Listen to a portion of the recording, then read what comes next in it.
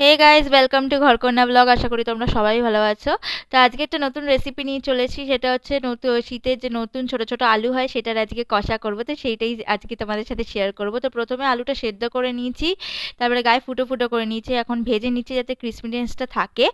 আর ভীষণ টেস্টি হবে কিন্তু এটা, নুন হলুদ দিয়ে ভেজে নিলাম। এবার আলুটা তুলে রাখলাম, এবার গরম কড়াইতে তেলটা দিয়ে দিলাম, তেলটা একটু গরম হোক, ফোড়ন দেবো।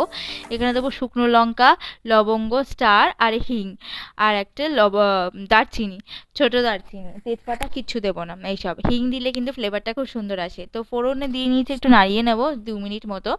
তারপরে এর মধ্যে আমি একটু বানানো সাইডে দেখতে পাচ্ছেন পেস্ট বানিয়ে রেখেছি। পেস্টটা হচ্ছে কাঁচা লঙ্কা, ধনে পাতা, একটা ছোট পেঁয়াজ, টমেটো আর আদা রসুনের পেস্ট। তো অল্প করে দিচ্ছি যেহেতু দুজন মানুষ, আর বেশি গ্রেভি হলে ভালো লাগবে না, তো এটা ড্রাই ড্রাই হবে। তো ভীষণ এটা সুন্দর খেতে লাগে।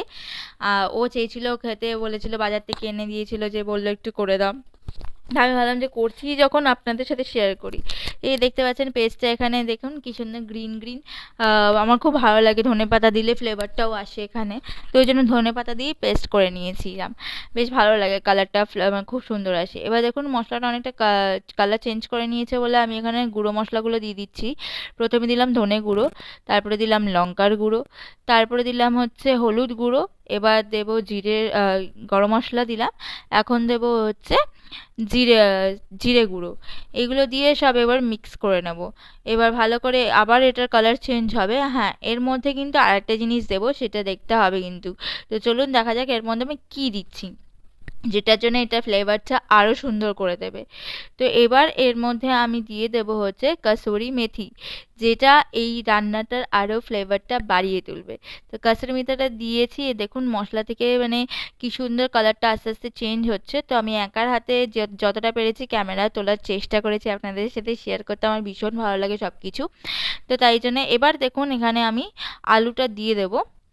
আলুটা কিন্তু এর সঙ্গে সঙ্গেই কষাতে হবে, তাহলে কিন্তু টেস্ট আরও ভালো হবে। আর আমি তো আগেই বলেছি আলুর গায়ে আমি ফুটো করে রেখে দিয়েছি যাতে মশলাগুলো ঢোকে। তো দেখুন কি সুন্দর মশলা থেকে তেল ছেড়েছে।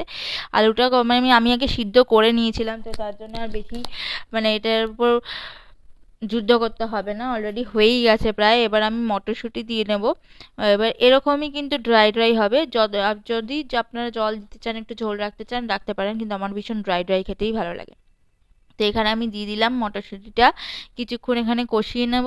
কষিয়ে নেওয়ার পরে দেখুন তেল ছেড়ে দিয়েছে অলরেডি, ধনেপাতা দিয়ে দিয়েছি, আর একটা কাঁচা লঙ্কা দিয়ে দিয়েছি, ফ্লেভারটা আরও সুন্দর লাগবে। অলরেডি গ্রেভিতে ধনেপাতা দেওয়া আছে তাই বেশি দিলাম না, অল্পই দিলাম। তো এই কড়াইশুঁটি দিয়ে কষা ছোট ছোট আলুর দম দারুণ হেভি টেস্ট হয়। মানে এই রুটি দিয়ে খেলে, আর যে কোনো জিনিস দিয়ে, লুচি দিয়ে খেলে দারুণ লাগবে। তো আশা করি আপনাদের এই রেসিপিটা খুব ভালো লেগেছে।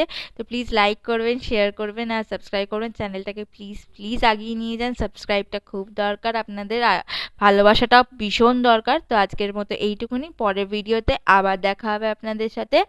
তো আজকে আমি বিদায় নিচ্ছি, টাটা, লাভ ইউ, বাই।